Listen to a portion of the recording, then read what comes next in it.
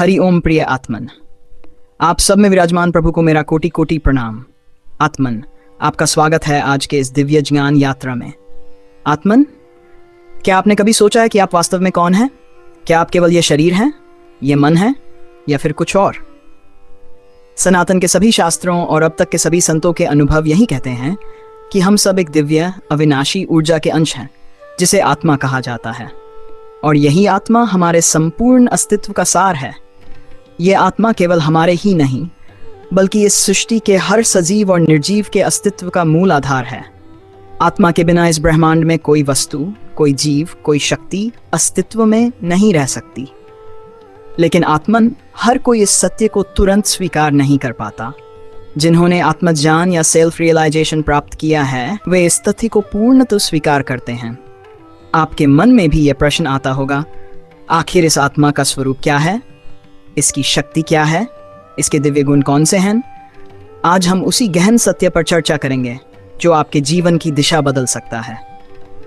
आज हम भारतीय आध्यात्मिक परंपराओं में वर्णित आत्मा के 8 दिव्य गुणों का विस्तृत विश्लेषण करेंगे।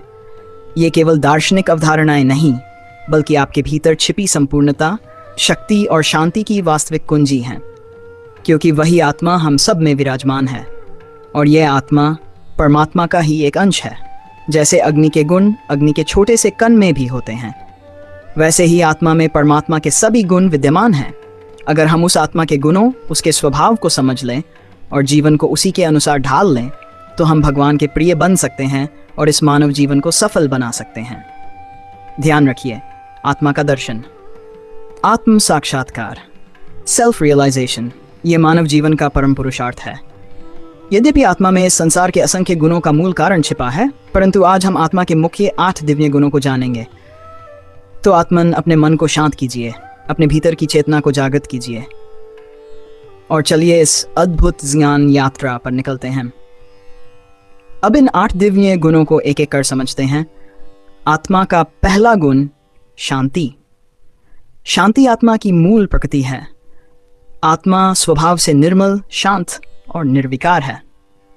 परमात्मा शांति और निर्मलता की पराकाष्ठा है। जब हम कहते हैं मुझे शांति चाहिए, तो हम भूल जाते हैं कि शांति तो पहले से हमारे भीतर है। मन की इच्छाएं, भय, क्रोध, लोभ, ये सब बादलों की तरह आत्मा की शांति को डिग देते हैं।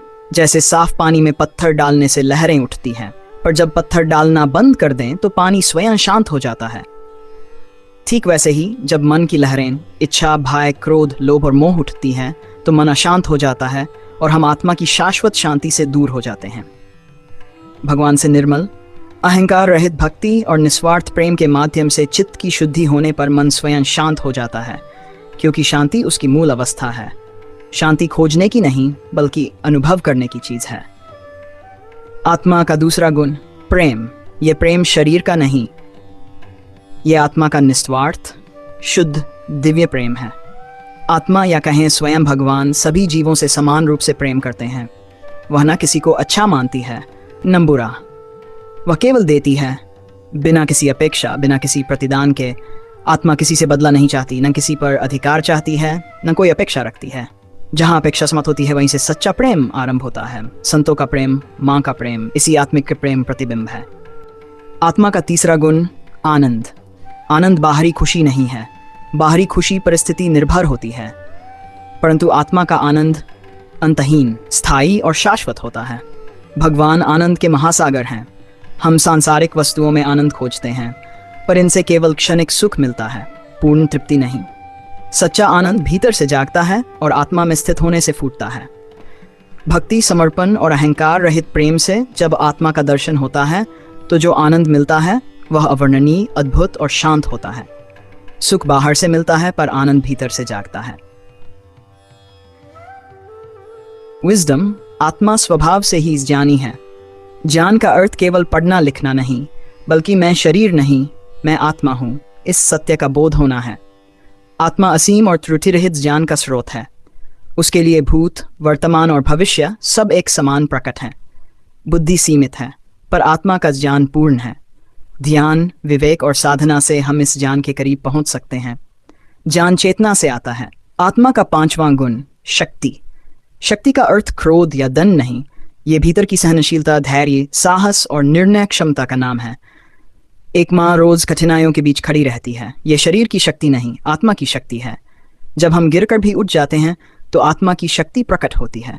इसी एक अंश शक्ति से अनंत ब्रह्मांड संचालित होता है। सूरज, चांद, सितारे, धरती, जल, अग्नि, वायु सब उसी शक्ति पर आधारित हैं। आत्मा न स्त्रीलिंग है न पुल्लिंग, वह निराकार है, सभी आकारों में डलने वाली। थकान के क्षणों में याद रखें, आपके भीतर अनंत ऊर्जा का भंडार है। आत्मा का छठा गुण पवित्री। आत्मा सदैव पवित्र है। जीव के अच्छे या बुरे कर्मों से वह कभी लिप्त नहीं होती। जैसे आग में सोना डाल दें, वह जलता नहीं, वैसे ही आत्मा संसार में रहते हुए भी संसार के कर्मों से अप्रभावित रहती है। भगवान श्री कृष्ण ने भी कहा, मैं सब कुछ होने का कारण हूँ, परंतु किसी भी कर्म से लिप्त नहीं हूँ। पवित्रता आत्मा की जन्मजात प्रकृति है। आत्मा का सातवां गुण सुख। यह सुख वस्तुओं पर आधारित नहीं, यह भीतर की सहज प्रसन्नता है। जब जीवात्मा आत्मा से एकाकार हो जाती है तो जो सुख मिलता है वह देवताओं का सुख भी फीका कर देता है। एक बच्चा बिना कारण मुस्कुराता है क्योंकि वह अपने आत्म स्वभाव में होता है। उसमें न कपट, न ईर्ष्या, न अपेक्षा, केवल सहजता और सरलता। सच्चा सुख सरलता और निर्मलता में बसता है। सामर्थ्य आत्मा की सबसे सुंदर विशेषता है सबको स्वीकार करने की क्षमता। वह समुद्र की तरह विशाल है, जिसमें सभी जल मिल जाते हैं, पर समुद्र अपनी महिमा में स्थिर रहता है। जब भीतर पूर्णता आती है तो हम दूसरों को भी सहज स्वीकार करने लगते हैं। यही गुण संतों और महापुरुषों में दिखाई देता है। जहां स्वीकार्यता है वहीं स्थायी शांति और प्रेम है। इन गुणों को कैसे जागृत करें? प्रिय, आठों गुण पहले से आपके भीतर हैं, आपने इन्हें खोया नहीं, सिर्फ भूल गए हैं। ध्यान, सत्संग, सत्य जीवन, सरलता इन गुणों को पुनः सक्रिय करते हैं। मानव जीवन का परम लक्ष्य है इन्हें अनुभव करना। यही आत्म पहचान है, यही मुक्ति का द्वार है। मानव जीवन ईश्वर का संकेत है कि अब तुम मेरे दर्शन कर सकते हो। बस आपकी दृष्टि भीतर मुड़नी चाहिए। अगर आप कुछ कदम आगे बढ़ेंगे तो परमात्मा स्वयं आपका मार्गदर्शन करेगा। इस राह का पहला कदम है भगवान के किसी एक नाम का निष्ठापूर्वक जाप। यदि आज के इस वीडियो ने आपके हृदय को स्पर्श किया हो, आपको एक क्षण के लिए भी भीतर झांकने की प्रेरणा दी हो, तो इसे अवश्य आगे बढ़ाइए, क्योंकि एक आत्मा की जागृति से अनेक आत्माएं प्रेरित होती हैं। हम फिर मिलेंगे किसी नए आध्यात्मिक विषय, किसी नए अनुभव और किसी नई दिव्यता की खोज के साथ। तब तक अपने भीतर बसे प्रभु पर विश्वास रखिए। अपने गुणों की रोशनी से इस संसार को प्रकाश में बनाइए। हरि ओम। शांति, शांति, शांति।